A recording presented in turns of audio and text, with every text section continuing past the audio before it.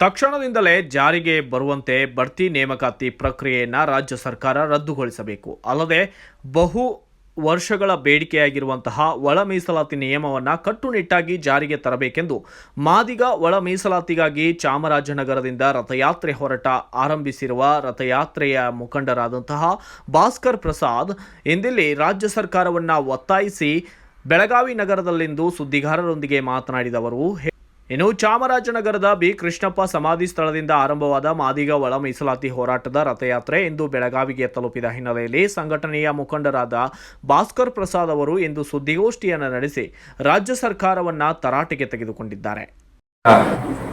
ಎಲ್ಲ ಗೌರವಾನ್ವಿತ ಮಾಧ್ಯಮ ಮಿತ್ರರೇ, ನಾನು ಈ ಪತ್ರಿಕಾಗೋಷ್ಠಿಯನ್ನ ಸರ್ಕಾರ ನಮಗೆ ಮಾಡಿರುವಂತಹ ವಂಚನೆಗಳನ್ನ ನಿಮ್ಮೊಂದಿಗೆ ಹಂಚಿಕೊಳ್ಳೋದಕ್ಕೆ ಇಷ್ಟಪಡ್ತೀನಿ. ಸುಪ್ರೀಂ ಕೋರ್ಟ್ ಆಗಸ್ಟ್ 1ನೇ ತಾರೀಕು ಒಳ ಮೀಸಲಾತಿಯ ಜಾರಿಗೆ ಅಗತ್ಯವಾದಂತಹ ಕ್ರಮ ಕೈಗೊಳ್ಳಕ್ಕೆ ರಾಜ್ಯ ಸರ್ಕಾರಗಳಿಗೆ ಅಧಿಕಾರ ಆಯಿತು ಅಂತ ಆದೇಶ ಕೊಟ್ಟಿದ್ದು. ಈಗಾಗಲೇ 8 ತಿಂಗಳು ಕಳೆದು 9ನೇ ತಿಂಗಳಿಗೆ ನಾವು ಕಾಲಿಟ್ಟಿದ್ದೀವಿ.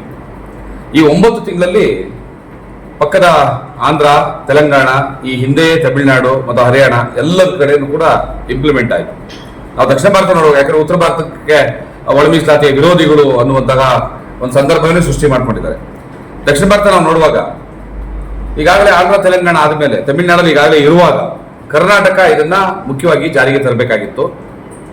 ಆದರೆ ಸುಪ್ರೀಂ ಕೋರ್ಟ್ ಹೇಳಿದಂತಹ ಒಂದು ಮಾತನ್ನ ಇವರು ನೆಪವಾಗಿ ಇಟ್ಟುಕೊಂಡು ನಮಗೆ ಅನ್ಯಾಯ ಮಾಡೋದಕ್ಕೆ ಪ್ರಯತ್ನ ಮಾಡ್ತಾ ಇದ್ದಾರೆ. ಸುಪ್ರೀಂ ಕೋರ್ಟ್ ಏನು ಹೇಳಿದ್ದು, ದತ್ತಾಂಶವನ್ನ ಇಟ್ಟುಕೊಂಡು ನೀವು ಒಳ ಮೀಸಲಾತಿಯನ್ನು ಜಾರಿಗೊಳಿಸಿ ಅಂತ. ಈ ರಾಜ್ಯದ ಮುಖ್ಯಮಂತ್ರಿ ಮತ್ತು ನಾಗಮೋಹನ್ ದಾಸ್ ಅವರಿಗೆ ದತ್ತಾಂಶ ಅನ್ನೋ ಪದದ ಅರ್ಥವೇ ಗೊತ್ತಾಗಿಲ್ಲ. ಒಂದು ರಾಜ್ಯವನ್ನು ಆಡಳಿತ ಮಾಡುವಂತಹ ಮುಖ್ಯಮಂತ್ರಿ ಮತ್ತು ಚೀಫ್ ಜಸ್ಟಿಸ್ ಆಗಿದ್ದವರಿಗೆ ದತ್ತಾಂಶ ಅಂದ್ರೆ ಏನು ಅಂತ ಅರ್ಥ ಆಗಲಿಲ್ಲ ಅಂತಂದ್ರೆ, ಅಥವಾ ಅರ್ಥ ಆದರೂ ಕೂಡ ಅವರ ನಡವಳಿಕೆ ನಮ್ಮನ್ನು ವಂಚಿಸುವ ಹಾದಿನಲ್ಲಿ ಹೋಗ್ತಾ ಇದೆ ಅಂತಂದ್ರೆ, ಇದು ನಮ್ಮ ಸಮುದಾಯಕ್ಕೆ ಆಗ್ತಾ ಇರೋದು ಬಹಳ ದೊಡ್ಡ ಅನ್ಯಾಯ ಮತ್ತು ದುರಂತ. ದತ್ತಾಂಶ ಅಂತಂದ್ರೆ ಏನು ಅಂತಂದ್ರೆ ಪ್ರಾಯೋಗಿಕವಾದಂತಹ ಅಂಕಿ ಅಂಶಗಳು ಅಂತ, ಎಂಪೆರಿಕಲ್ ಡಾಟಾ ಅಂತ ಏನ್ ಕರೀತಾರೆ. ಅದು ಮನೆ ಮನೆಗೆ ಹೋಗಿ ನೀವು ತಲೆ ಎಣಿಸ್ಕೊಂಡು ಲೆಕ್ಕ ಹಾಕೊಂಡೊಂದು ಇಂಪ್ಲಿಮೆಂಟ್ ಮಾಡಿ ಅನ್ನೋಂಥದ್ದಲ್ಲ. ಅದು ಪ್ರಾಯೋಗಿಕವಾದಂತಹ ಅಂಕಿ ಅಂಶಗಳು. ಅದನ್ನ ಇಟ್ಕೊಂಡು ನೀವು ಇಂಪ್ಲಿಮೆಂಟ್ ಮಾಡಿ ಮುಂದಿನ ಜನಗಣತಿ ಸಂದರ್ಭದಲ್ಲಿ ಜಾತಿವಾರು ಸಿಕ್ಕುವ ಲೆಕ್ಕದಕ್ಕೆ ಅನುಸಾರವಾಗಿ ಅದಕ್ಕೆ ನಾವು ಬದ್ಧವಾಗಿದ್ದೀವಿ ಅಂತ ಕಂಡೀಷನ್ಸ್ ಅಪ್ಲೈ ಮಾಡಿಕೊಂಡು ಜಾರಿಗೊಳಿಸಿ ಅನ್ನುವಂಥದ್ದು. ಅದೇ ರೀತಿ ಸುಗ್ರೀವಾಜ್ಞೆ ಮೂಲಕ ಆಂಧ್ರದಲ್ಲಿ ಇವತ್ತು ಒಳ ಮೀಸಲಾತಿ ಜಾರಿಯಾಗಿರುವಂಥದ್ದು. ಆದ್ರೆ ಕರ್ನಾಟಕದವರು ಆ ದತ್ತಾಂಶ ಅನ್ನುವಂಥದ್ದು ಪದ ನಿಜವಾಗ್ಲೂ ಕರ್ನಾಟಕಕ್ಕೆ ಅನ್ವಯಿಸಲ್ಲ. ಕಾರಣ ಏನು ಅಂತಂದ್ರೆ, ಯಾವ ರಾಜ್ಯಗಳಲ್ಲಿ ದತ್ತಾಂಶ ಇಲ್ಲವೋ ಆ ರಾಜ್ಯಕ್ಕೆ ಅದು ಅನ್ವಯಿಸುವಂಥದ್ದು ದತ್ತಾಂಶ ಕ್ರೋಢೀಕರಣಕ್ಕೆ. ಕರ್ನಾಟಕದಲ್ಲಿ ಹಾವೂರು ವರದಿ ಇದೆ, ಸದಾಶಿವ ಆಯೋಗದ ವರದಿ ಇದೆ, ಮಾಧುಸ್ವಾಮಿ ಆಯೋಗದ ವರದಿ ಇದೆ, ಈಗ ಮೊನ್ನೆ ಬಿಡುಗಡೆಯಾದಂತಹ ಕಾಂತರಾಜ್ ಆಯೋಗದ ವರದಿ ಇದೆ. ಇವೆಲ್ಲವನ್ನೂ ಇಟ್ಕೊಂಡು ಅದರಲ್ಲಿ ಬರಬಹುದಾದಂತಹ SC ST ಗಳ ಜನಸಂಖ್ಯೆಯನ್ನು ಲೆಕ್ಕ ಹಾಕೊಂಡು ಅದರಲ್ಲಿ ಅವರೇಜ್ ಏನ್ ತೆಗಿತಾರೆ ಅದೇ ಎಂಪೆರಿಕಲ್ ಡಾಟಾ. ಆ ಅವರೇಜ್ ಅನ್ನ ತೆಗೆದಿದ್ರೆ ಮುಗಿದೋಗಿತ್ತು. ಇದು 1 ವಾರದ ಕೆಲಸ. ಆದ್ರೆ ಇಲ್ಲದೆ ಇರುವಂತ ನೆಪ ಹೇಳ್ಕೊಂಡು, AKD ಸಮಸ್ಯೆ ಹೇಳ್ಕೊಂಡು, ತಹಸೀಲ್ದಾರ್ಗಳ ಮೂಲಕ ಚಿಕ್ಕ ಕೆಲಸ ಇದು. ತಹಸೀಲ್ದಾರ್ಗಳ ಮೂಲಕ ಏನು ಇರಬಹುದಾದಂತಹ ಅಂಕಿಅಂಶಗಳ ಆಧಾರದಲ್ಲಿ ಅವರೇಜ್ ಅನ್ನ ತೆಗೆದು ದತ್ತಾಂಶ ಅಂತ ಅದನ್ನ ಪರ್ಸೆಂಟೇಜ್ ಕೊಟ್ಟಿದ್ದಿದ್ರೆ, ಆ ನಂತರ ತಹಸೀಲ್ದಾರ್ಗಳ ಮೂಲಕ AKD ಅನ್ನುವಂಥ ಸರ್ಟಿಫಿಕೇಟ್ ತರೋರಿಗೆ ನಿಮ್ಮ ಜಾತಿಯನ್ನ ನಮೂದಿಸೋದು ಕಡ್ಡಾಯ ಆಗಿದ್ರೆ ಮುಗಿದೇ ಹೋಯ್ತು. 1 ವಾರದ ಪ್ರಾಬ್ಲಮ್ ಸಾಧ್ಯ. ಇದರಿಂದ ಸರ್ಕಾರಿ ಅನುಕೂಲಗಳು ನಿಮಗಿಲ್ಲ ಅಂದಿದ್ರೆ ಮುಗಿದೋಗಿತ್ತು. ಆದ್ರೆ ಈ ಸರ್ಕಾರ ವಂಚನೆ ಮಾಡಿಕೊಂಡು 2 ತಿಂಗಳು ಕಾಲಾವಕಾಶ ತಗೊಂಡು ಒಂದು ಆಯೋಗ ರಚನೆ ಮಾಡಿ ಮತ್ತೆ 2 ತಿಂಗಳು ಎಕ್ಸ್ಟೆಂಡ್ ಮಾಡಿ ಈ 4 ತಿಂಗಳ ಅವಧಿನಲ್ಲಿ 22 ವರ್ಷಗಳಿಂದ ಪೆಂಡಿಂಗ್ ಇರುವಂತಹ 36,000 ಉದ್ಯೋಗಗಳನ್ನ ತುಂಬಿಬಿಟ್ಟು ಮಾದಿಗರ ತಲೆ ಮೇಲೆ ಚಪ್ಪಲಿ ಕಲ್ಲು ಹಾಕುವಂತಹ ಒಂದು ಕೃತ್ಯಕ್ಕೆ, ಕ್ರಿಮಿನಲ್ ಕೆಲಸಕ್ಕೆ ಈ ಸರ್ಕಾರ ಕೈ ಇಟ್ಟಿದ್ದು. ಅದರಲ್ಲೂ HC ಮಾದೇವಪ್ಪ ಕೈ ಇಟ್ಟಿದ್ದು. HC ಮಾದೇವಪ್ಪರಿಗೆ ನಾವು ಚಾಲೆಂಜ್ ಮಾಡಿದ್ದು, ಇದನ್ನೆಲ್ಲ ತುಂಬಿಬಿಟ್ಟು ನೀವು ರಸ್ತೆಗೆ ಬಂದ್ರೆ ಬಿಡೋದಿಲ್ಲ ನಿಮ್ಮನ್ನ ಅಂತ. ನೇರವಾದ ವಾರ್ನಿಂಗ್ ಇದು. ನಮ್ಮ ಹಸುವು ಹೆಚ್ಚಾಗಿರುವಾಗ ನಾವು ಸಭ್ಯತೆ, ಶಿಷ್ಟಾಚಾರ ಅಂತ ಹಸುವನ್ನ ಹೆಚ್ಚು ಮಾಡ್ಕೊಂಡು ನಮ್ಮ ತಲೆಮಾರನ್ನ ಬಲಿ ಕೊಡೋದು ಸಾಧ್ಯ ಆಗಲ್ಲ. ಹಾಗಾಗಿ ವಾರ್ನಿಂಗ್ ಅದು. ಸರ್ಕಾರ ಬೆದರಿದೆ, ಬ್ಯಾಕ್ಲಾಗ್ ತುಂಬುವುದನ್ನು ನಿಲ್ಲಿಸಿದೆ, ಹೊಸ ನೇಮಕಾತಿ ಇಲ್ಲ ಅಂತ ಆದೇಶ ಕೊಟ್ಟಿದೆ. ಆದರೆ ಬಡ್ತಿಗಳ ಮೂಲಕ ಎಲ್ಲ ಹೈಯರ್ ಎಂಡ್ ಪೋಸ್ಟ್ಗಳನ್ನ ತುಂಬುವಂತಹ ಒಂದು ಮತ್ತೆ ಕ್ರಿಮಿನಲ್ ಐಡಿಯಾಲಜಿಗೆ ಕೈ ಹಾಕಿದೆ. ಬಡ್ತಿ ಕೊಡೋದ್ರ ಮೂಲಕ ಎಲ್ಲ ಹೈಯರ್ ಎಂಡ್ ಪೋಸ್ಟ್ಗಳನ್ನ ತುಂಬಿಬಿಟ್ರೆ, ಮತ್ತೆ ಒಳ ಮೀಸಲಾತಿ ಜಾರಿ ಆದ್ರೆ ಏನು ಉಳಿಯುತ್ತೆ ನಮಗೆ? 36,000 ಉದ್ಯೋಗಗಳಲ್ಲಿ ಹೈಯರ್ ಎಂಡ್ ಪೋಸ್ಟ್ಗಳ ಫಿಲಪ್ ಆಗಿದ್ರೆ ನಮ್ಗೆ ಅದರ ಅರ್ಧಕ್ಕರ್ಧ ಇಳಿದೋಗುತ್ತೆ. ಮತ್ತೆ ಸಿಗುವಂತದ್ದೆಲ್ಲ ಕೂಡ ಕ್ಲರಿಕಲ್ ಪೋಸ್ಟ್ಗಳು. ಹೈ ಪೋಸ್ಟ್ಗಳು ಯಾವ್ದು ಸಿಗೋದು, ಹೈ ಲೆವೆಲ್ ಪೋಸ್ಟ್ಗಳು ಯಾವ್ದು ಸಿಗೋದಿಲ್ಲ. ಇಂಥ ಒಂದು ದೌರ್ಜನ್ಯ ನೀವು ಮಾಡೋ ಸರಿನಾ ಅಂತ ಸಿದ್ದರಾಮಯ್ಯನವ್ರನ್ನ ಹಲವಾರು ಸಾರಿ ಪ್ರಶ್ನೆ ಮಾಡಿದ್ರೆ, ಅದಕ್ಕೆ ಉತ್ತರವಾಗಿ ಜಗಜೀವನ್ ರಾಮ್ ರವರ ಜಯಂತಿ ದಿವಸ ಸರ್ಕಾರಿ ಕಾರ್ಯಕ್ರಮದ ವೇದಿಕೆ ಮೇಲೆ ವಿಧಾನಸೌಧದ ಒಳಗಡೆ ನಡೆದಂತ ಕಾರ್ಯಕ್ರಮದಲ್ಲಿ ಯಾವ ಬಡ್ತಿಯನ್ನು ನಾವು ಮಾಡ್ತಾ ಇಲ್ಲ, ಒಂದು ವೇಳೆ ಮಾಡಿದ್ರೆ ನಾವು ಸ್ಟಾಪ್ ಮಾಡ್ತೀವಿ ಅಂತ ಹೇಳಿ ನಿನ್ನೆವರೆಗೂ ಎಲ್ಲ ಬಡ್ತಿಗಳು ಕೂಡ ಆಗ್ತಾನೆ ಇದಾವೆ. ಇವತ್ತಿಗೂ ಆಗಿದೆ, ಇವತ್ತು ಆಗಿದೆ. ಆದರೆ ಒಬ್ಬ ಮುಖ್ಯಮಂತ್ರಿಯಾಗಿ ಆಡಿದಂತಹ ನಾಲಿಗೆಯ ಮಾತಿಗೆ ಬೆಲೆ ಇಲ್ವಾ? ನಿಮ್ದು ನಾಲಿಗೆ ಅಲ್ವಾ? ಅನ್ನ ತಿನ್ನೋರು ಮಾತಾಡುವಂತ ಮಾತು ಬದ್ಧವಾಗಿರ್ತಾರೆ. ಅನ್ನ ತಿನ್ನಲ್ಲ ಅಂದ್ರೆ ಏನು ಅರ್ಥ? ಒಬ್ಬ ಮುಖ್ಯಮಂತ್ರಿ ಹೇಳುವಂತ ಮಾತಿಗೆ ಅಧಿಕಾರಿ ಸ್ಪಂದಿಸಲ್ಲ ಅಂತಂದ್ರೆ ಮುಖ್ಯಮಂತ್ರಿ ವೀಕ ಅಥವಾ ಅಧಿಕಾರಿಗಳ ದರ್ಪ ಹೆಚ್ಚ ಅಥವಾ ಮುಖ್ಯಮಂತ್ರಿ ಮಾಡ್ತಾ ಇರೋದು ನೈವಂಚನೆಯ ಮಾತಾ. ಸೊ ಇದನ್ನ ನಿನ್ನೆವರೆಗೂ ಕೇಳಿದೀವಿ. ನಿನ್ನೆ ಕಟ್ಟ ಕಡೆದಾಗ ಹೇಳಿದ್ರೆ ಇವತ್ತು ಕ್ಯಾಬಿನೆಟ್ ಚಾಮರಾಜನಗರದಲ್ಲಿ ನಡೀತಾ ಇದೆ.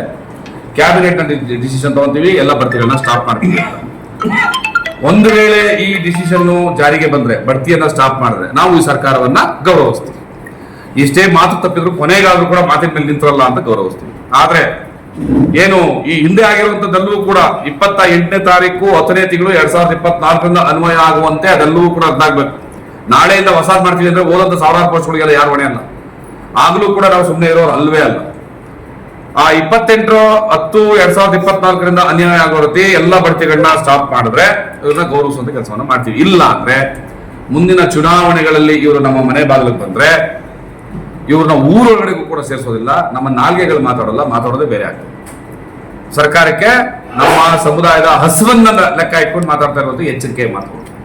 ಇಲ್ಲಿ ನಮಗೆ ಸಭ್ಯತೆ ಪಾಠ ಮಾಡಕ್ಕೆ ತುಂಬಾ ಜನ ಬರ್ತಾರೆ, ಹಂಗ್ ಮಾತಾಡ್ಬೇಡಿ ಹಿಂಗ್ ಮಾತಾಡ್ಬೇಡಿ. ಅವ್ರಿಗೆಲ್ಲ ಹೇಳೋದು, ನೀವು ನಮ್ಮ ಭಾಷೆಯನ್ನ ಗಮನಿಸ್ಬೇಡಿ, ನಮ್ಮ ಭವಿಷ್ಯವನ್ನ ಗಮನಿಸಿ, ನಮ್ಮ ಮಕ್ಕಳ ಭವಿಷ್ಯವನ್ನು ನೋಡಿ. ಭಾಷೆ ಇಟ್ಕೊಂಡು ಏನ್ ಮಾಡ್ತೀವಿ?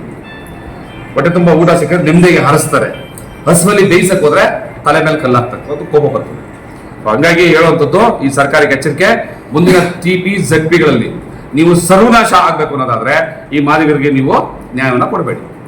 ಇಲ್ಲ ನೀವು ಉಳಿಬೇಕು ಅನ್ನೋದಾದ್ರೆ ಇವತ್ತೇ ಲಾಸ್ಟ್ ಈ ಕ್ಯಾಬಿನೆಟ್ ನಲ್ಲಿ ನೀವು ಬಡ್ತಿ ರದ್ದ ನೇಮಕಾತಿ ಆದೇಶವನ್ನ ಕೊಡಲೇಬೇಕು. ಇಲ್ಲ ಅಂದ್ರೆ ಮುಂದಿನ ದಿವಸದಲ್ಲಿ ಬಹಳ ಉಗ್ರವಾದ ಪ್ರತಿಭಟನೆ ಮತ್ತು ನಿಮ್ಮ ಸರ್ವನಾಶವನ್ನು ಕೂಡ ನೀವೇ ಕಣ್ಣಾರ ನೋಡ್ತೀರಿ ಅನ್ನೋ ಎಚ್ಚರಿಕೆಯನ್ನ ಈ ಸರ್ಕಾರ ಕೊಡಕ್ಕೆ ಇಷ್ಟಪಡ್ತಾ ಇದ್ದೀವಿ. BR ಭಾಸ್ಕರ್ ಪ್ರಸಾದ್ ಅಂತ ಈ ಒಂದು ರಥಯಾತ್ರೆಯ ಪ್ರಮುಖರಲ್ಲಿ ನಾನೊಬ್ಬ.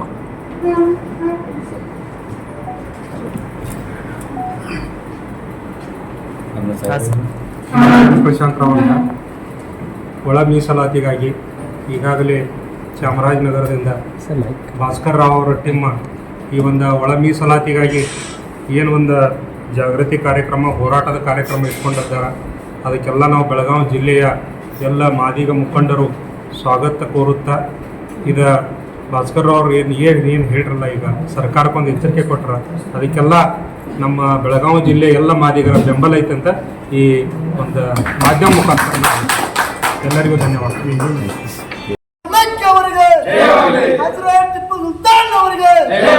ಡಾಕ್ಟರ್ ಬಾಬಾ ಸಾಹೇಬ್ ಅಂಬೇಡ್ಕರ್ ಅವರಿಗೆ ಜೈ ಜೈ ಜೈ ಜೈ ಜೈ ಭೀಮ್, ಜೈ ಭೀಮ್, ಜೈ ಭೀಮ್, ಜೈ ಜೈ ಜೈ ಜೈ ಜೈ ಮಾದಿಗ, ಜೈ ಮಾದಿಗ, ಜೈ ಮಾದಿಗ, ಜೈ ಜೈ ಜೈ ಜೈ ಜೈ ಮಾದಿಗ, ಜೈ ಮಾದಿಗ, ಜೈ Madiga, Abu ಜಗ್ಜನ್ Ram K Jai.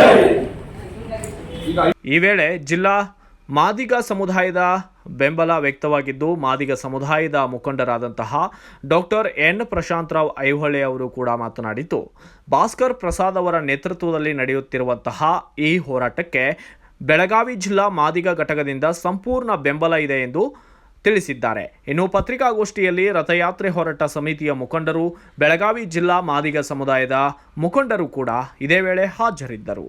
Bureau report, BV5 news Kannada, Belagavi. Thanks for watching. Read, discuss and debate with editor Dr. N. Prashant Rao. Wanted reporters in print, digital and visual media for Bharat Vaibhav Daily Newspaper, BV News 5 Channel and BV Fast Web News from all the talukas of Karnataka, Goa and Maharashtra. If interested, send your resume to 9019229369.